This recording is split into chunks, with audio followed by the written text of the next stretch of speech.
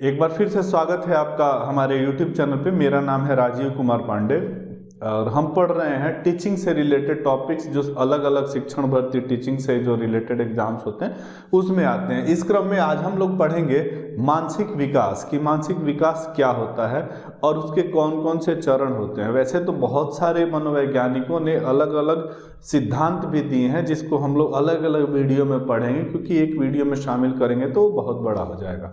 खैर, समझते हैं अभी। तो रॉस के अनुसार पहले तो डिफाइन करते हैं एक चीज को कि है क्या।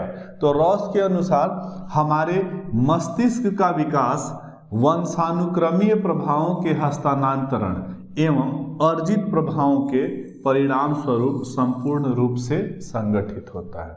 ठीक है, थोड़ा सा डिटेल में जाना पड़ेगा कि हमारे मस्तिष्क का विकास कैसे होता है। तो वंशानुक्रमीय प्रभाव यानी कि जो हम अपने पूर्वजों से लेते हैं, हमारा जो गुणसूत्र रहता है उसके अनुसार हमारे जो जीन्स होते हैं उनके अनुसार हमारा माइंड डेवलप होता है, और फिर वो उसके बाद से एवं प्रभाव के हस्तांतरण एवं अर्जित प्रभाव के परिणाम स्वरूप। तो अर्जित प्रभाव क्या होते हैं? जो हम इस दुनिया में आ करके और अनुभव करते हैं, ठीक है, वो तो दोनों का कॉम्बिनेशन, मतलब कि जो हम पूर्वजों से प्राप्त करते हैं और जो हम यहाँ अनुभव करते हैं, इन दोनों का जो कॉम्बिनेशन है वही हमारे मानसिक विकास का कारण होता है। दूसरा है कि सॉरेन टेलफोर्ड ने डिफाइन किया इसको कि शिशु जैसे जैसे प्रतिदिन, प्रति सप्ताह, प्रति माह, प्रति वर्ष बढ़ता जाता है, उसकी शक्तियों में परिवर्तन आता जाता है। मतलब कोई अगर बच्चा है तो जिस तरीके से वो बढ़ता है, वो शिशु जो होगा पैदा होगा 0 डेज, फिर उसके बाद 1 दिन, 2 दिन, 4 दिन, फिर वीक में चले जाएंगे, फिर 1 वीक, 2 वीक, 3 वीक, फिर मंथ में, फिर मंथ 1 महीना, 2 महीना, 3 महीना, 4 महीना, ऐसे करके 12 महीना, फिर वो सालों में बदलते जाता है। तो इस तरीके से देखेंगे जैसे जैसे वो बढ़ता है उसी तरीके से उसकी जो बुद्धि है, उसकी जो शक्तियां हैं वो भी बढ़ती जाती हैं। जो तीसरा परिभाषा है वो है जॉन लॉक। तो जॉन लॉक ने क्या कहा कि जब शिशु का जन्म होता है तो उसका मस्तिष्क कोरे कागज के समान होता है, जिस पर वह धीरे धीरे अनुभवों को लिखता है। ये बहुत ही बेहतरीन एक तरीके से कहें तो परिभाषा है, वो इसलिए भी कह सकते हैं बहुत बेहतरीन, क्योंकि जब शिशु कोई पैदा होता है तो वो बिल्कुल, उसके माइंड में कुछ भी नहीं होता, उसके माइंड में किसी के प्रति ना राग, ना द्वेष, ना किसी चीज़ की जानकारी होती है। उसको ये नहीं पता है कि टाइम क्या है, डे क्या है, मंथ क्या है, उसको ये नहीं पता है कि दुनिया कैसे चल रही है, कैसे चलती है, ठीक है, या फिर दुनिया के दाव पेचों से वो बिल्कुल ही दूर रहता है। ठीक है, तो वो एक बिल्कुल कोरे कागज के समान होता है। फिर जैसे जैसे उसके साथ बर्ताव होता है, जैसे जैसे वो जिस आबो हवा में रहता है, उसके अकॉर्डिंग उसका परिवर्तन होते चला जाता है। ठीक है, अगर कोई उसके साथ चालाकी करेगा तो चालाकी सीखेगा, कोई सरल अगर परिवार है, सरल लोगों के बीच में रह रहा है तो उसका जो बुद्धि रहेगा वो सरल तरीके से रहेगा। इंटेलिजेंट जो लोग होंगे वो उनके बीच रहेगा, इंटेलिजेंट होगा, और जो पूर्वजों से लेकर के आया वो और जो अनुभव है दोनों मिल करके उसको बौद्धिक रूप से बहुत ज़्यादा मजबूत करेगा। ये तो रहा परिभाषा। इसके अलावा जब हम आगे बढ़ेंगे तो कैसे कैसे वो विकास करता है, मानसिक विकास होता है, इसको देखते हैं।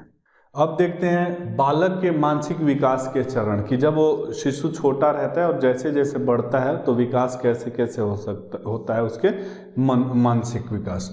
तो पहला है द्वितीय सप्ताह, यानी कि 0 से लेकर के और पहले सप्ताह में कोई इस तरह के चीज़ें नहीं दिखती हैं, परिलक्षित होती हैं, जिससे पता लगे कि उसका विकास बहुत ज़्यादा मानसिक हुआ हो। वो अपनी जब इस दुनिया में आता है तो वो इस दुनिया को थोड़ा बहुत समझने और ज़्यादा टाइम सोने और रोने, 2 ही चीज़ में निकालता है। ठीक है, किसी भी शिशु जो छोटा हो घर में उसको भी देख करके आप ये महसूस कर सकते हैं। लेकिन जब द्वितीय सप्ताह में आता है तो प्रकाश व चमकीली वस्तुओं की तरफ आकर्षित होता है। जैसे आप उसको कहीं टॉर्च जलाएंगे सोए में, ठीक है, तो टॉर्च जलाते हैं तो उसकी तरफ देखता है। इसीलिए छोटे बच्चों को सुलाने के लिए अक्सर क्या किया जाए, कुछ देर के लिए वो ढक दिया जाता है हल्के से झीनी कपड़े से या फिर इस तरीके से। क्यों? क्योंकि वो आकर्षित होता है, उसका जो कंसंट्रेशन है वो उसकी तरफ मूव करता है।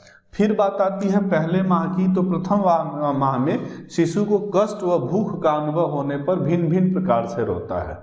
ठीक है, यानी कि जिस तरीके से उसको दिक्कत होती है, ठीक है, जैसे मान लीजिए कि उसको एक तरफ सोया है, दर्द हो रहा है, या फिर थोड़ा सा उसको पेट में दर्द हो जाना या भूख लगना, इस तरह की जो चीज़ें होती हैं, तो इस पे वो रिएक्ट करता है और अलग अलग तरीके से रोता है।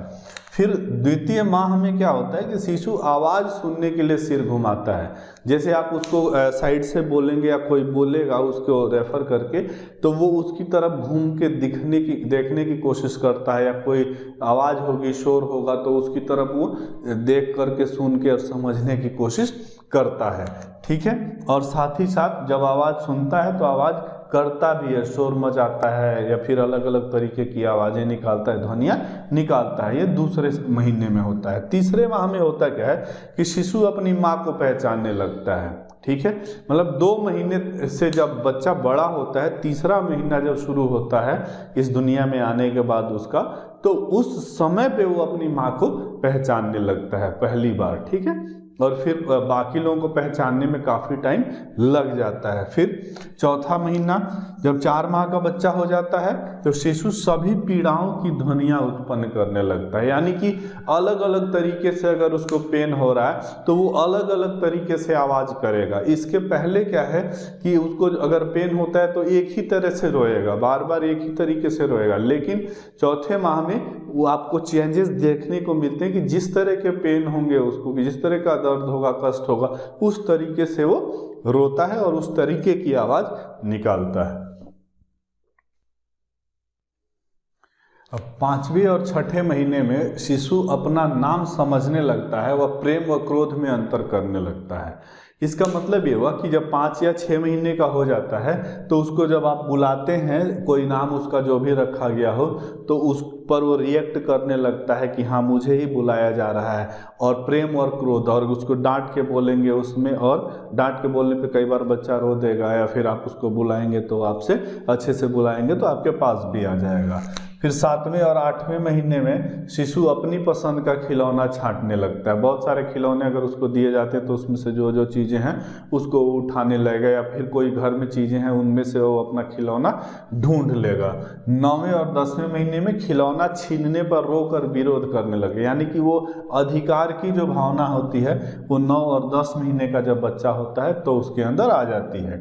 फिर अब वर्षों में बात करें तो 1 वर्ष में शिशु 4 शब्द बोलने लगता है। कौन कौन से? जैसे पा, माँ, दा, का, ऐसे शब्द जो है वो बोलने लगता है, ये 4 शब्द। फिर 2 वर्ष का होता है तो वो 2 शब्द से लेकर के और 100 से 200 बच्चा जो है वो बोलने लगता है, मतलब उतना शब्द भंडार उसका हो जाता है और उसी में उसकी बातें घूम फिर के रह जाती हैं। ठीक है, डिपेंड करता है कि हम उसको कैसे सिखाते हैं। फिर 3 वर्ष का जब बच्चा होगा तो अपना नाम बताने लगता है। ठीक है, उसको पूछिएगा कि क्या नाम है आपका, तो वो बताने लगेगा, आप जिस भी लैंग्वेज को रेफर कर रहे हो, जिस लैंग्वेज में आपने उससे बात की हो। ठीक है, इसके बाद चौथे वर्ष में 4 तक गिनती, 1 2 3 4 या 1 2 3 4, वो 4 तक गिनती गिन लेता है। और 5 वर्ष का जब होता है तो शिशु भारी और हल्की वस्तुओं में अंतर कर लेता है और 10 से 12 शब्दों का जो वाक्य है वो बोल लेता है। यानी कि जब आप उससे बात करते हैं, 5 साल का जो बच्चा है वो आपसे बहुत ही अच्छे से कम्युनिकेट कर लेता है और छोटी छोटी कहानियाँ या फिर अपनी जो बात है उसको बहुत देर तक आपसे बात करते रहता है, बड़े बड़े सेंटेंस बना करके भी आपसे बात जो है वो करते रहता है। इसके बाद 5 साल से जो ऊपर का जो मानसिक विकास है इसको हम लोग बाल्यावस्था कहते हैं। ये शिशु अवस्था था और बाल्यावस्था के मानसिक विकास के बारे में हम लोग अगले वीडियो में पढ़ेंगे। लेकिन अभी एक चीज़ और इसमें टॉपिक में ऐड करूंगा, उसको बताऊंगा कि वो कौन कौन से कारक हैं जो प्रभावित करते हैं शिशु के मानसिक विकास को। अब पढ़ते हैं कि मानसिक विकास जो शिशु का है वो कौन कौन से कारणों से प्रभावित होता है। तो पहला है वंशानुक्रम। वंशानुक्रम आनुवांशिकी को बोलते हैं कि अपने जेनरेशन या पूर्वजों से जो लेकर के आते हैं हम, वो हमारे मानसिक विकास के लिए भी उत्तरदायी रहता है। ठीक है। फिर परिवार का वातावरण कि किस परिवार में कौन रहता है। ठीक है।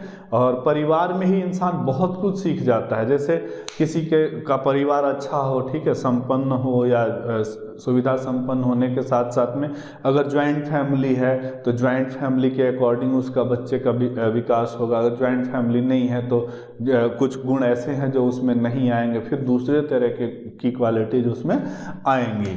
फिर परिवार की सामाजिक स्थिति क्या है, यानी कि सामाजिक स्थिति से मतलब कि वो किस समाज से बिलोंग करता है। अब समाज से यहाँ मतलब है कि ओवरऑल जो स्टेटस है उस फैमिली का वो क्या है, रहना कहाँ होता है, किन लोगों के बीच में रहता है, पढ़े लिखों के बीच में है, अनपढ़ लोग हैं वहाँ ज़्यादा, पुअर फैमिली है या रिच फैमिली है, या फिर सेलिब्रिटी है या फिर नॉर्मल पर्सन्स हैं। तो इस तरह के जो समाज में रहने वाले लोग हैं उसके अनुसार भी शिशु का जो मानसिक विकास है वो होगा। फिर माता पिता की शिक्षा बहुत ही इम्पोर्टेंट पॉइंट है।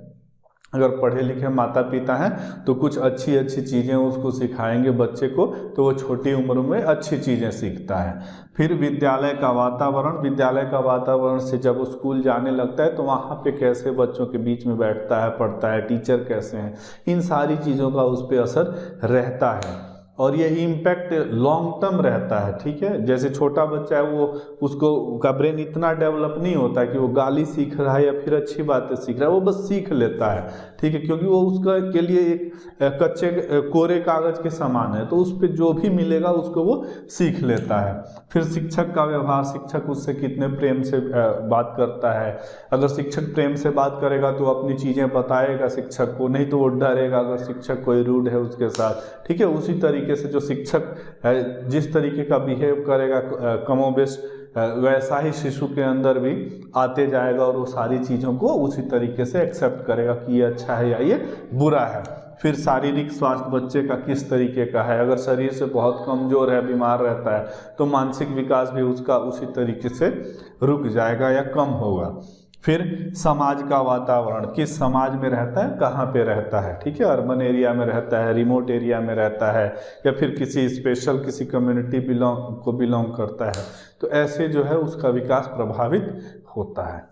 तो अभी तक हमने पढ़ा कि शिशु का मानसिक विकास किस तरीके से होता है। अगले वीडियो में हम पढ़ेंगे कि बाल्यावस्था और किशोरावस्था में मानसिक विकास किस तरीके का होता है। ठीक है। उम्मीद है कि ये लर्निंग प्रोसेस आपको अच्छा लग रहा होगा, आप थोड़ा बहुत कुछ सीख भी रहे होंगे और अपने सुझाव जो है वो हमें निश्चित तौर पे रेगुलर देंगे ताकि हम और इम्प्रूव करके आपके सामने आए। और फिर कोई और टॉपिक भी आपके माइंड में हो जो छूट रहा हो या जो पढ़ना है तो उसको भी बताएं। तो मिलते हैं अगले वीडियो में अगले टॉपिक के साथ। तब तक के लिए आपका दिन बहुत ही ज़्यादा बेहतरीन रहे। थैंक यू, धन्यवाद।